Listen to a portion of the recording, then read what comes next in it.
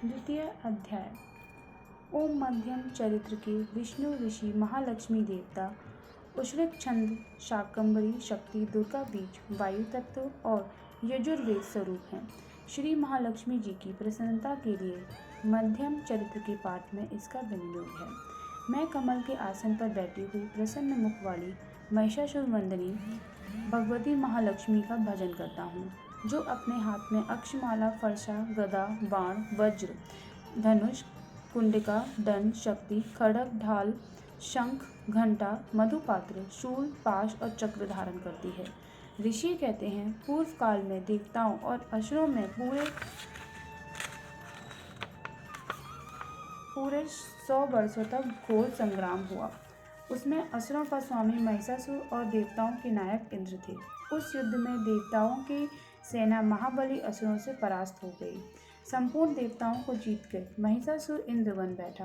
तब पराजित देवता प्रजापति ब्रह्मा जी को आगे करके उस स्थान पर गए जहाँ भगवान शंकर और विष्णु विराजमान थे।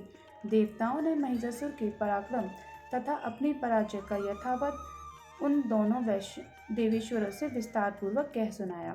वे बोले, भगवान, महिषासुर सूर्य इंद्र अग्नि वायु चंद्रमा यम वरुण तथा अन्य देवताओं के भी अधिकार छीनकर स्वयं ही सबका अधिष्ठाता बना बैठा हुआ है। उस दुरात्मा महिष ने समस्त देवताओं को स्वर्ग से निकाल दिया है। अब वे मनुष्य की भांति पृथ्वी पर विचरते हैं। दैत्यों की यह सारी करतूत हमने आप लोगों से कह सुनाई। अब हम आपकी ही शरण में आए हैं, उसके वध का कोई उपाय सूझिए। इस प्रकार देवताओं के वचन सुनकर भगवान विष्णु और शिव ने दैत्यों पर बड़ा क्रोध किया। उनकी भौहें तन गई और मुंह टेढ़ा हो गया। तब अत्यंत कोप में भरे हुए चक्रपाणी श्री विष्णु के मुख से एक महान तेज प्रकट हुआ। इसी प्रकार ब्रह्मा शंकर तथा इंद्र आदि अन्याय देवताओं के शरीर से भी बड़ा भारी तेज निकला। यह सब मिलकर एक हो गया। महान तेज का यह पुंज ज्वालामान पर्वत सा जान पड़ा। देवताओं ने देखा, वहां उनकी ज्वालाएं संपूर्ण दिशाओं में व्याप्त हो रही हैं। संपूर्ण देवताओं के शरीर से प्रकट हुए उस तेज की कहीं तुलना नहीं थी। एकत्रित होने पर वह एक नारी के रूप में परिणित हो गया और अपने प्रकाश में तीनों लोकों में व्याप्त जान पड़ा। भगवान शंकर का जो तेज था, उससे उस देवी का मुख प्रकट हुआ। यमराज के तेज से उसमें सर में बाल निकल आए। श्री भगवान विष्णु के तेज से उनकी भुजाएं उत्पन्न हुई। चंद्रमा के तेज से दोनों स्तनों का और इंद्र के तेज से मध्य भाग का प्रादुर्भाव हुआ। वरुण के तेज से जंगा और पिंडली तथा पृथ्वी के तेज से नितंब भाग का प्रकट हुआ। ब्रह्मा के तेज से दोनों चरण और सूर्य के तेज से उनकी उंगलियां हुई। वसुओं के तेज से हाथों की उंगलियां और कुबेर के तेज से नासिका प्रकट हुई। उस देव के दांत प्रजापति के तेज से और तीनों नेत्र अग्नि के तेज से प्रकट हुए। उनकी भौहें संध्या के और कान वायु के तेज से उत्पन्न हुए। इसी प्रकार अन्याय देवताओं के तेज से भी उस कल्याणमयी देवी का आविर्भाव हुआ। तदंतर समस्त देवताओं के तेज पुंज से प्रकट हुई देवी को देखकर महिषासुर सताए हुए देवता बहुत प्रसन्न हुए। पिनाकधारी भगवान शंकर ने अपने शूल से एक शूल निकालकर उन्हें दिया। फिर भगवान विष्णु भी अपने चक्र से चक्र उत्पन्न करके भगवती को अर्पण किया। वरुण ने भी शंख भेंट किया। अग्नि ने उन्हें शक्ति दी और वायु ने धनुष तथा बाण से भरे हुए 2 तरकस प्रदान किए।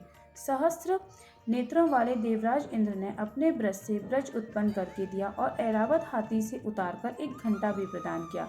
यमराज ने कालदंड के दंड, वरुण ने पाश, प्रजापति ने स्टवकाश की माला तथा ब्रह्मा जी ने कमंडलू भेंट किया। सूर्य ने देवी के समस्त रोमकूपों में अपनी किरणों का तेज भर दिया।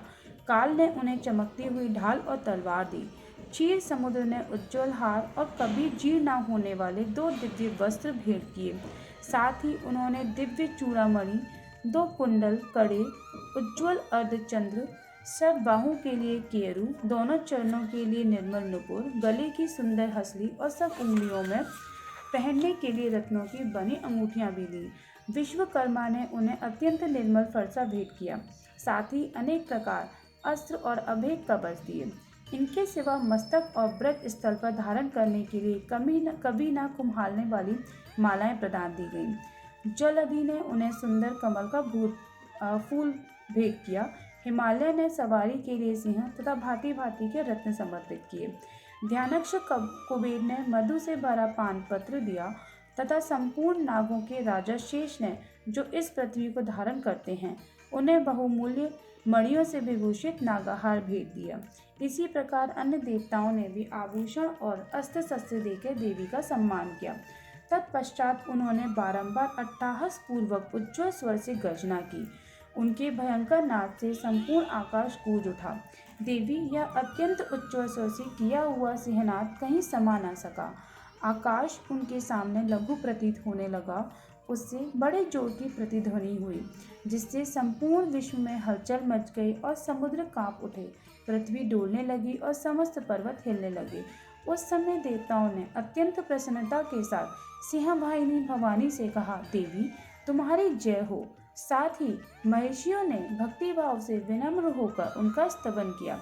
संपूर्ण त्रिलोक को क्षोभग्रस्त देख दैत्यगण अपनी समस्त सेना को कवच आदि से सुसज्जित कर हाथों में हथियार ले सहसा उठकर खड़े हो गए। उस समय महिषासुर ने बड़े क्रोध में आके कहा, यह क्या हो रहा है।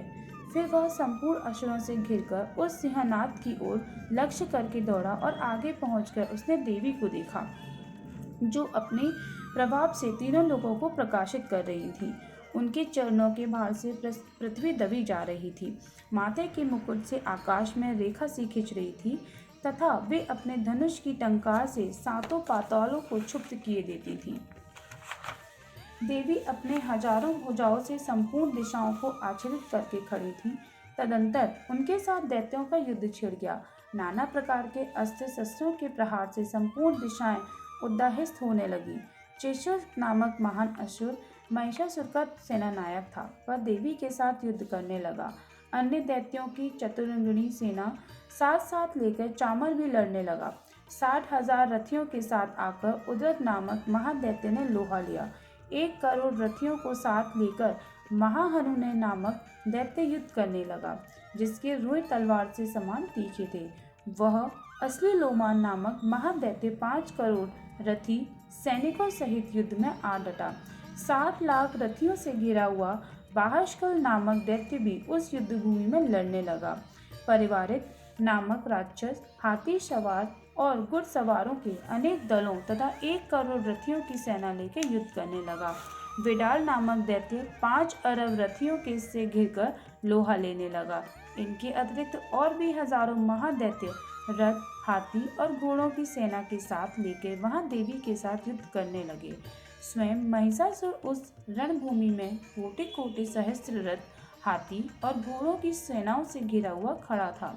वे दैत्य देवी के साथ तोमर, भिंद्रीपाल, शक्ति, मूसल, खड़ग, परशु और पटिश आदि अस्त्र शस्त्रों का प्रहार करते हुए युद्ध कर रहे थे। कुछ दैत्यों ने उन पर शक्ति का प्रहार किया, कुछ लोगों ने पाश फेंके तथा कुछ दूसरे दैत्यों ने खड़ग प्रहार करके देवी को मार डालने का उद्योग किया। देवी ने भी श्री क्रोध में भरकर खेल खेल में ही अपने अस्त्र शस्त्रों की वर्षा करके दैत्यों के समस्त अस्त्र शस्त्र काट डाले। उनके मुख पे परिश्रम या थकावट का रंच मात्र भी चिन्ह नहीं था। देवता और ऋषि उनकी स्थिति करते थे और वे भगवती परमेश्वरी दैत्यों के शरीरों पर अस्त्र शस्त्रों की वर्षा करती रहीं। देवी का वाहन सिंह भी क्रोध में भरकर गर्दन के बालों को हिलाता हुआ असुरों की सेना में इस प्रकार विचरने लगा, मानो वनों में दावानल फैल रहा हो। रणभूमि में दैत्यों के साथ युद्ध करती हुई अंबिका देवी ने जितने निःश्वास घोड़े वे सभी तत्काल सैकड़ों हजारों गणों के रूप में प्रकट हो गए और परशु, भिंदपाल, खड़ग तथा पटिश आदि अस्त्रों द्वारा असुरों का सम्मान करने लगे। देवी की शक्तियां बढ़े हुए वे गढ़ असुरों का नाश करते हुए नगाड़ा और शंख आदि बाज बजाने लगे। उस संग्राम महोत्सव में कितने ही गढ़ मृदंग बजा रहे थे। तदंतर देवी ने त्रिशूल से, गदा से, शक्ति से, वर्षा और खड़ग आदि से सैकड़ों महादैत्यों का संहार कर डाला। कितनों के घंटों की भयंकर नाद से मूर्छित करके मार गिराया। बहुत तेरे दैत्यों को पार से भागकर धरती पर घसीटा। कितने ही दैत्य उनकी तीखी तलवार मार से 2 टुकड़े हो गए। कितनों की गदा की चोट से घायल हो धरती पर सो गए। कितने ही मूसल की मार से अत्यंत आहत होकर रक्त वमन करने लगे। कुछ दैत्य शूल से छाती फट जाने के कारण पृथ्वी पर ढेर हो गए।